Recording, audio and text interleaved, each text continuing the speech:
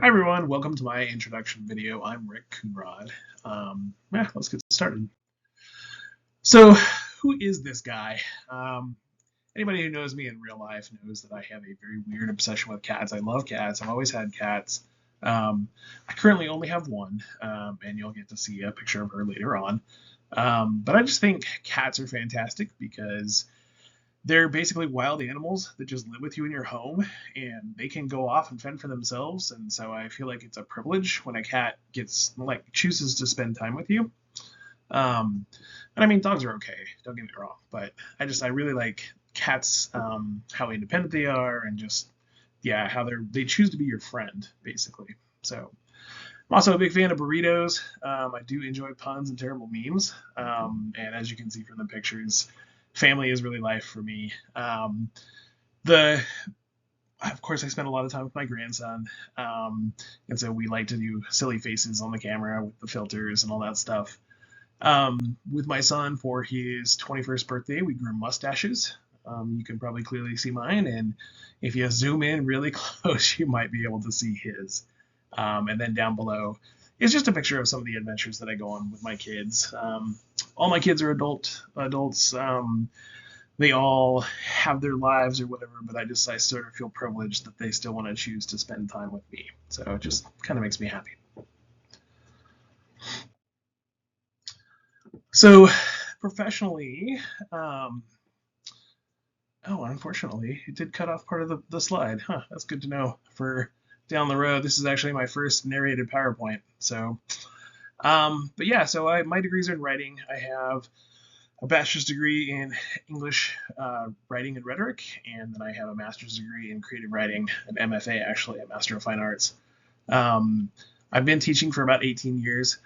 And teaching all kinds of things. I actually started out in the engineering department, and starting out with I went through 2 years of engineering school, and so I used to teach math at adult basic education, just basic math and basic algebra, that sort of thing.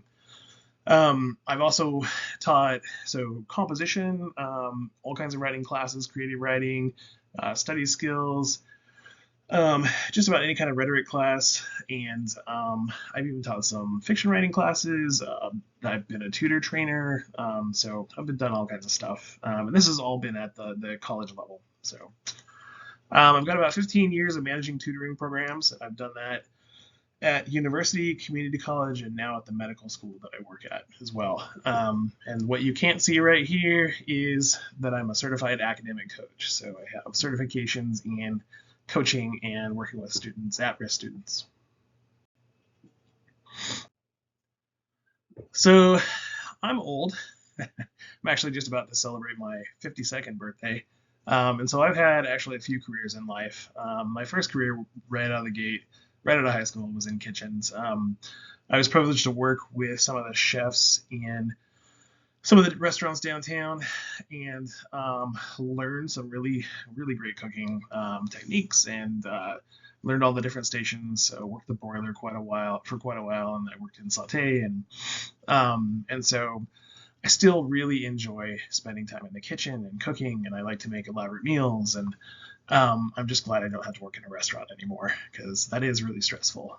My second career, when I sort of transitioned out of kitchens, I became a medical career, and so what I would do is I was the one who would go and pick up organs or cord blood, or even tissue samples and that kind of stuff, and take them from the place of origin. So whether it was a donation from a cadaver or a skin graft or something like that, I would pick them up, take them to the airport, put them on the plane with all the necessary paperwork and documents and that kind of stuff. So that was a really interesting job.